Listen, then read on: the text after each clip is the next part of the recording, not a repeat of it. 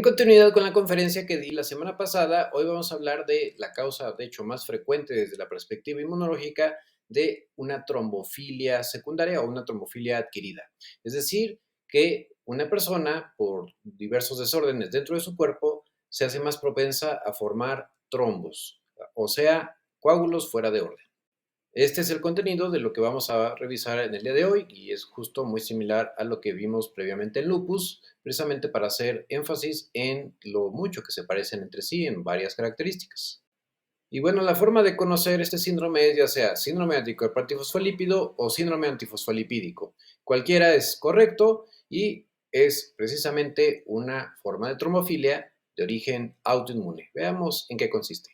En todo aquel paciente, especialmente joven, que aparece un trombo en un territorio usualmente raro o que no es esperable por sus características clínicas, debe sospecharse de un síndrome anticuerpo antifosfolípido. Se le llama primario cuando no hay otra enfermedad de fondo que pueda asociarse y secundario cuando hay otro padecimiento, usualmente lupus es el más común, aunque también puede ser artritis reumatoide, esclerodermia, miopatías inflamatorias, entre otras enfermedades inmunológicas. Aunque el síndrome anticuerpo antifosfolípido muy rara vez, pero también puede ser secundario a neoplasia. Y precisamente son trombos que aparecen ya sea en territorio arterial, venoso o que producen morbilidad obstétrica. Ya explicaré más adelante qué significa eso y como les dije, pues es la causa de trombofilia adquirida más común. Es un síndrome aún más raro que el lupus, teniendo una incidencia de 2.1 casos por cada 100.000 habitantes, es decir, 2.1 casos nuevos al año. El 18% tienen de fondo un lupus concomitante y eso, bueno, puede ser más bien la primera característica al momento de la enfermedad. Más o menos los picos de incidencia son entre los 18 y los 44 y hay un segundo entre los 55 y 64. O sea que esta diferencia de lupus sí puede ser incluso que aparezca en edades más tardías o posmenopausia. La prevalencia es más o menos de 50 casos por cada 100.000 habitantes y justo como les comenté previamente, hasta un 40% a lo largo del tiempo si tienen lupus pueden desarrollarlo y hasta un 20% en el caso de artritis reumatoide.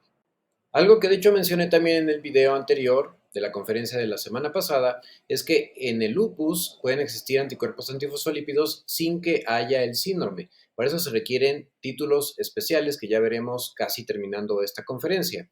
Lo que sí es que si aparecen síndromes de anticuerpos antifosfolípidos que por sí solos son parte de los criterios de clasificación de lupus, debemos estar vigilando para que no se desarrolle en el tiempo el SAF. ¿Qué sucede en un 50 a 70% de las ocasiones? 20% de todas las personas, de todas las mujeres que llegan a tener una pérdida gestacional recurrente, especialmente abortos recurrentes, obviamente no provocados, tienen de fondo un SAF. Y 14% también de aquellas que presentan una tromboembolia o una trombosis venosa profunda, especialmente sin explicación por alguna enfermedad de fondo. Ahora vamos a ver los distintos componentes de la fisiopatogenia, desde los genes, cómo se lleva a cabo el proceso de autoinmunidad, los anticuerpos más específicos, así como qué agresiones internas y externas en el cuerpo pueden llevar a desencadenar el SAF. Como puedes darte cuenta aquí, hay una gran cantidad de genes que pueden estar alterados y por supuesto va a haber un mayor riesgo de desarrollar SAF, incluso una forma, digamos, de mayor intensidad o mayor peligrosidad de trombosis dependiendo los genes que estén implicados. Los más frecuentes sobre todo se asocian, al igual que en otras enfermedades autoinmunes, a alteraciones en la configuración del complejo de histocompatibilidad mayor, es decir, ese que ayuda a la presentación antigénica. Entonces aquí puedes ver un listado HLA DR7, DR4, DRW53, entre otros. También alteraciones en el complemento, especialmente alelos nulos para C4 y polimorfismos en la beta-2-glucoproteína, que es precisamente un fosfolípido que tiene un papel regulador de la coagulación. Y fíjate cómo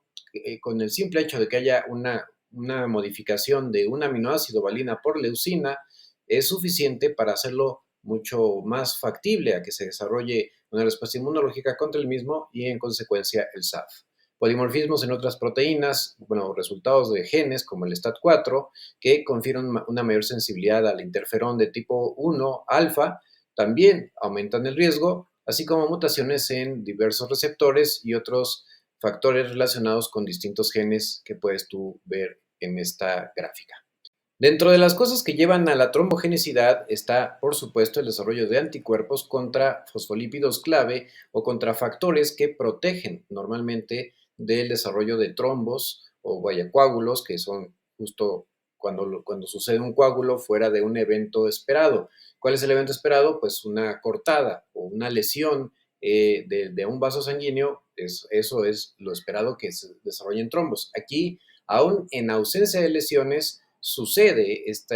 pues se activa esta cascada y factores que contribuyen son precisamente la presencia de anticuerpos antifosfolípidos, sobre todo los triples positivo, es decir, que tienen anticoagulante lúpico, antibeta 2 glucoproteína, IgG o IgM, y anticardiolipina, IgG e IgM, especialmente en títulos significativos. De hecho, para hacer el diagnóstico se requieren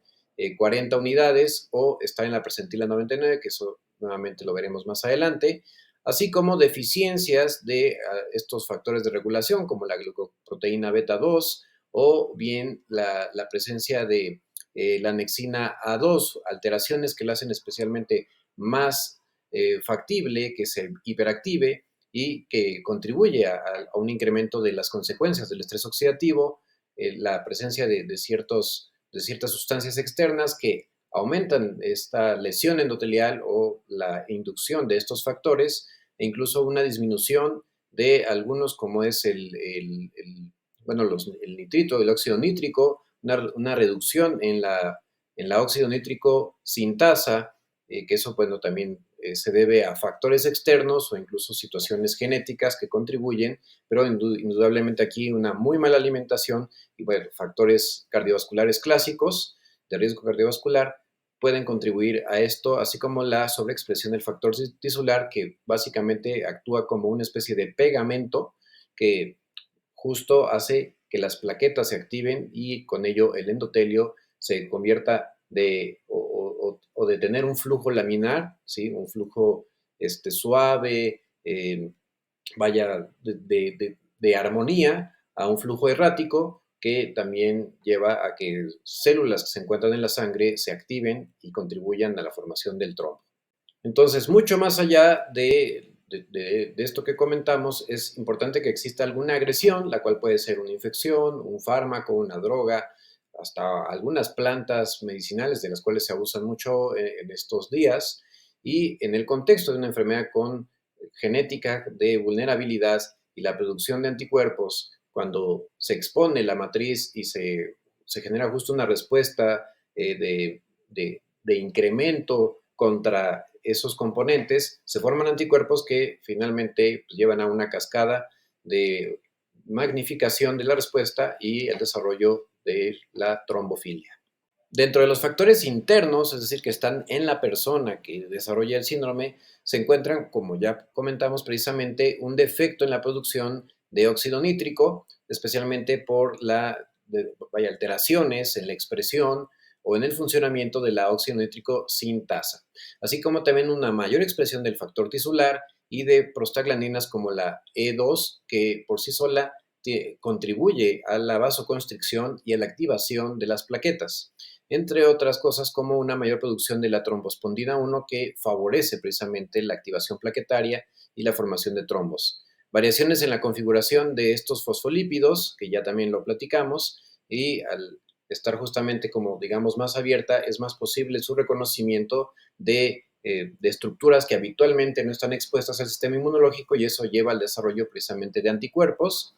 la activación de los monocitos y del endotelio, así como una mayor labilidad de algunos componentes del sistema inmune, como los neutrófilos, que al literalmente autoexplotar, estallar, liberan su cromatina y otras sustancias internas que pues, son por sí solas trombogénicas o favorecen la activación plaquetaria y la activación de otras células que a su vez producen sustancias que magnifican toda la cascada, aumento de los niveles de esta, sobre todo cuando hay una deficiencia de factores reguladores, aumenta uno que se llama complejo de poro o complejo de ataque a la membrana, que es el resultado final de la activación del complemento. Y para entenderlo de una manera, digamos que mis dedos son estas proteínas del complemento que se juntan entre sí, forman un túnel que golpea la célula y literalmente genera un boquete a través del cual sale todo su contenido. Bueno, por supuesto, los anticuerpos que se forman resultado de todas estas agresiones. Dentro de los factores externos que pueden llegar a desencadenar el SAF o a empeorar o vaya a tener una recaída, digamos, en el desarrollo de trombosis, los más frecuentes son las infecciones, siendo el 18% habitualmente las que afectan a la piel, 10% las que afectan el tracto urinario, o sea, desde la cistitis hasta la pilonefritis, el tracto respiratorio superior, es decir, hasta un catarro común en una persona con esta predisposición puede llevar a desencadenar el SAF y por eso en una persona que tiene un catarro y empieza con dolores inexplicables asociados a hinchazón de las piernas o de los brazos, especialmente con cambios de coloración, debe hacernos pensar fuertemente en SAF, así como también en algunos casos después de una sepsis, que bueno, de hecho eso esperaríamos que fuera un poco más común, porque la sepsis por sí sola produce muchos desórdenes de la coagulación y hasta una simple diarrea, especialmente si es una diarrea maltratada, en el sentido de que no se da la hidratación correcta, en el 6%. Virus que se han descrito, pues el VIH es de los que mayor riesgo de trombogenicidad produce, el virus de la varicela zoster, ya sea la primera vez que da la varicela, antes llamada viruela loca, o bien el herpes zóster, cuando hay una recaída del herpes zóster o culebrilla. Y también el virus de la hepatitis C, que hasta un 13% puede llegar a detonar este padecimiento, especialmente porque también activa mucho la producción de anticuerpos. Bacterias como la Borrelia burgdorferi, el treponema y leptospira, que son espiroquetas, la primera producida por mordedura de garrapatas, la segunda, sobre todo, pues infección de transmisión sexual, la famosa sífilis y leptospira, especialmente personas que pues entran en contacto con agua contaminada, principalmente orina de ciertos animales que están infectados. Hay algunos fármacos que también pueden precipitarlo, como la clorpromacina, que ya casi no se usa y esto habitualmente era para uso psiquiátrico, la procainamida, que es un antiarrítmico, que ya también rara vez se emplea, la quinidina, que igual es ya infrecuente que se utilice, y vaya, es muy raro que lleguen a detonarlo, es muy raro que se produzca, o sea, también para que sepan, la fenitoína, por ejemplo, que todavía se emplea bastante en el contexto de epilepsia, no significa que no se puedan emplear ni que el que los usen vayan a aumentar el riesgo, no, simplemente son cosas que pueden desencadenarlo y hay que tomarlo en cuenta en personas con vulnerabilidad, hasta la amoxicilina, a los anticonceptivos orales, esto sí es todavía más fuerte la asociación, sobre todo porque también pueden modificar o pueden generar cambios en el perfil de lípidos y trombogénico per se, y bueno, hasta el propanolol o incluso medicamentos que nosotros llegamos a utilizar en pacientes, sobre todo con artritis reumatoide y espondiloartritis, curiosamente pueden llegar a desencadenar un SAF. Eso es muy difícil de predecir y pues no queda de otra más que pensarlo, pero insisto, es extremadamente raro. El tabaco, este sí tiene un poco más de peso por su propio efecto protrombógeno y porque además también hace un desorden muy importante con la respuesta inmunológica. ¿Cuáles son los síntomas, bueno, más que síntomas, los signos más comunes que se presentan en el síndrome anticuerpo antifosfolípido? En realidad son muy variables porque de hecho ya como veremos adelante, el SAF eh, tiene varios fenotipos, o sea, digamos hay diversos subgrupos, pero a grandes rasgos, a nivel general podemos decir que el 20%, o sea, la mayoría van a presentar ya sea tromboembolismo venoso, la presencia de disminución de las plaquetas por destrucción acelerada, o sea, trombocitopenia, un aborto espontáneo o pérdida fetal, especialmente de forma recurrente, infarto, ya sea en el corazón o en el cerebro, o al menos un ataque isquémico transitorio, que es una disminución del flujo que puede volverse a restablecer. Y la migraña, las personas que tienen migraña aquí, ojo, no significa que tengan SAF,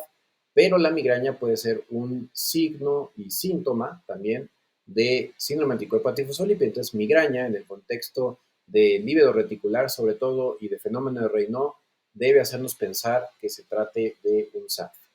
10 al 20% pueden llegar a presentar incluso enfermedad cardíaca, destrucción de las válvulas por la acumulación de estos anticuerpos que finalmente pues eso, las llevan a su disfunción. Una mujer que ha tenido preeclampsia, sobre todo formas graves de preeclampsia y eclampsia, que además se asocian a historia de aborto, debe hacernos pensar también en SAF. La anemia hemolítica, esta en realidad se puede compartir con muchas otras entidades, pero bueno, es una de las cosas que pueden suceder. Y la arteriopatía coronaria. Eh, en menor del 10%, la primera manifestación de un SAF puede ser epilepsia. Lo que sí importante es muy infrecuente y por supuesto que no es lo primero que debemos de pensar en una persona con epilepsia, a menos que sea alguien que pues, no tenía ningún otro factor de riesgo y al estudio de imagen se encuentra enfermedad vascular y sobre todo si tiene historia de migraña y comienza con epilepsia, la demencia, especialmente de inicio temprano, demencia multivascular, la corea, que son movimientos anormales, así como tipo baile, erráticos, la oclusión de la arteria de la retina,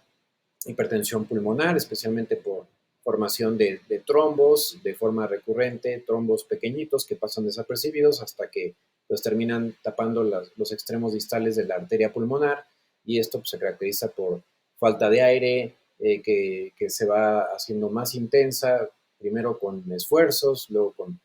apenas algunos movimientos y en algunas personas pues, llega el punto en que incluso hasta simplemente levantarse de la cama o comer les puede llevar a una disminución importante de su capacidad. Entonces hay que pensarlo en ese contexto. Úlceras de las venas, especialmente en territorios, digamos, en la parte alta de la pierna, porque las úlceras por insuficiencia venosa crónica suelen presentarse donde están los malleolos, que son, digamos, los tobillos, las bolitas de los tobillos, pero si se presentan en una parte más alta, debe hacernos pensar en este padecimiento. La enfermedad renal, sobre todo en el contexto de lupus, que empeora o tiene presencia de microtrombos, definitivamente debe hacernos pensarlo. Y bueno, pues algunas, muy rara vez, un dolor abdominal o que no responde adecuadamente a opiáceos, bueno, que no responde a nada, y que incluso pues en los estudios de imagen no se ve mayor cosa, pero de verdad es un dolor muy intenso que el paciente parece que no mejora, y sobre todo si se acompaña de diarrea sanguinolenta o suboclusión o incluso oclusión como tal intestinal, debe hacernos pensar, especialmente una persona joven, de síndrome de anticuerpo antifosfolípido. Y ya cosas mucho más raras, menos del 1%, sangrado suprarrenal con la insuficiencia suprarrenal, que son las glándulas que están arriba de los riñones y pues, que producen ahí bueno, varias hormonas, desde la adrenalina y noradrenalina en la médula y en la corteza, pues los andrógenos, los mineralocorticoides y los glucocorticoides. El síndrome de Budd-Chiari, que es una trombosis pues de los vasos sanguíneos del hígado y es súper grave si no se atiende. El síndrome de Sneddon, que precisamente la presencia de migraña con lívido reticular y el fenómeno de Raynaud. Síndrome de dificultad respiratoria, aún en ausencia de hipertensión pulmonar perceptible, o sea, puede ser muy difícil de diagnosticar. El síndrome de Addison, que es una manera de insuficiencia suprarrenal, hiperplasia nodular regenerativa del hígado y la osteonecrosis, que es pues, tal cual un infarto del hueso, sobre todo en la cabeza, ya sea del húmero, del fémur, o también puede suceder en la muñeca en menor medida. Y pues hasta necrosis de la piel, o sea que la piel se pone no negra como si tal cual se hubiera obstruido una de sus vasos. El síndrome de anticuerpo antifosfolípido en realidad es muy amplio en cuanto a la posibilidad de presentar signos y síntomas. O sea, no existe un solo SAF. Por eso justamente se habla de fenotipos, es decir, en cómo se manifiesta clínicamente y donde ciertos genes o mutaciones genéticas van a tener una trascendencia en precisamente cómo puede o no comportarse. Entonces, esto quiere decir que habrá, por ejemplo, pacientes que únicamente tengan un SAF obstétrico, es decir, que solamente se afecte los embarazos, haciéndolos prácticamente imposibles, sobre todo si no se atienden, si no se tratan, y esto pasa en un 19.4% de todos los pacientes con SAF. En cuanto a únicamente un componente venoso, y lo más frecuente es la trombosis venosa profunda, que si no se atiende puede ser tan peligrosa que lleve a la tromboembolia pulmonar, sucede en el 41.8% de todos los pacientes con síndrome de anticuerpo antifosfolípido, exclusivamente arterial en 40.3%, pero puede coexistir venosa y arterial en 16.8% y puede coexistir todos estos síndromes en hasta un 30%, en tanto que el 50.6% de todos los pacientes pueden tener tanto venosa como arterial con un fuerte componente de, vaya, que puede fácilmente llevar a una catástrofe o a un síndrome de anticuerpo antifosfolípido catastrófico si no se atiende oportunamente. Bueno, en realidad esto ustedes no necesitan conocerlo, simplemente saber que existe y son los criterios que utilizamos nosotros los reumatólogos, basados por supuesto en la clínica y en cada uno de los dominios microvasculares y macrovasculares, arteriales, venosos, así como si hay o no la presencia de alguna morbilidad obstétrica. Entonces, esto quiere decir, por ejemplo, que haya una o más muertes inexplicables de un feto morfológicamente normal, o sea, sin alteraciones genéticas, sin un fenotipo de dismorfología, y esto es después de las 10 semanas de gestación, o bien nacimientos prematuros en un recién nacido igual sin alteraciones genéticas, es decir, que tenga menos de 34 semanas de gestación, especialmente si sucede en el contexto de eclampsia y preeclampsia grave, que es lo que ya les había platicado previamente, o bien insuficiencia placentaria o mayor o igual a 3 abortos espontáneos consecutivos inexplicables, es decir, antes de las 10 semanas de gestación, y por supuesto, nuevamente deben de ser descartadas anomalías genéticas o situaciones hormonales. Hablando de esto es muy importante porque alteraciones en la tiroides pueden ser suficientes para llevar a esta situación y por supuesto también ciertas enfermedades de la parte paterna que son menos comunes que lleven a abortos recurrentes, pero puede acontecer, especialmente si son genéticas. Y además también los títulos de anticuerpos deben estar por arriba de las 40 unidades o en la percentila 99. Esto quiere decir que no porque tú tengas no porque tú tengas anticardiolipinas, anticoagulante lúpico o antibeta 2 glucoproteína, si están en títulos no significativos o bajos, no porque los tengas quiere decir que tienes un SAF.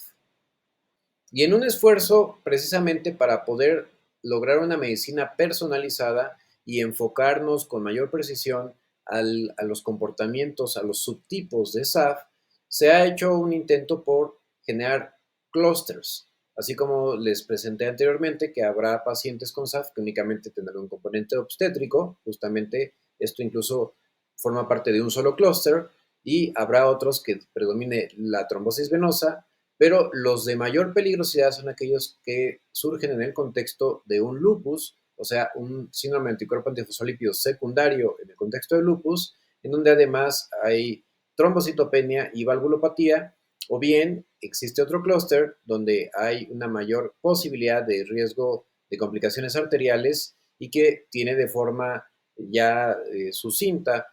mayor riesgo cardiovascular, por ejemplo, alguien que son adultos mayores o que tienen enfermedades metabólicas como la diabetes o la hipertensión, que pueden llevar a un peor compromiso o un pronóstico más sombrío y por ello deben de tratarse mucho más agresivamente y siempre de forma multidisciplinaria. Y esto precisamente, bueno,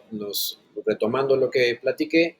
los que tienen una muy buena esperanza de vida son aquellos con un SAF obstétrico en cuanto a la madre, a la portadora, no así, por supuesto, para la descendencia, y los que tienen un pronóstico más sombrío son aquellos que se asocian al lupus o bien pacientes mayores que tienen además factores de riesgo cardiovasculares y intermedio, aquellos donde predomina el componente venoso. En cuanto a las diferencias clínicas de un síndrome anticuerpo antifosfolípido primario, es decir, que no tiene otros síndromes autoinmunes o algún otro padecimiento de fondo contra un secundario, donde nuevamente el más común es el lupus, pero recordemos, como platiqué anteriormente, también puede suceder en el artritis reumatoide, en la esclerosis sistémica, en las miopatías inflamatorias, etcétera. Bueno, en realidad no hay una diferencia sustancial en cuanto a cómo se van a comportar.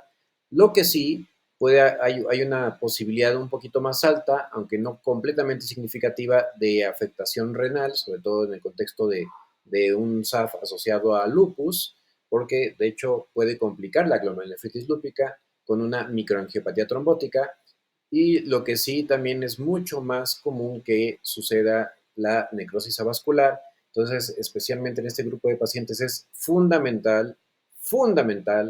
evitar lo más posible el uso de glucocorticoides y especialmente en dosis altas y por tiempo prolongado.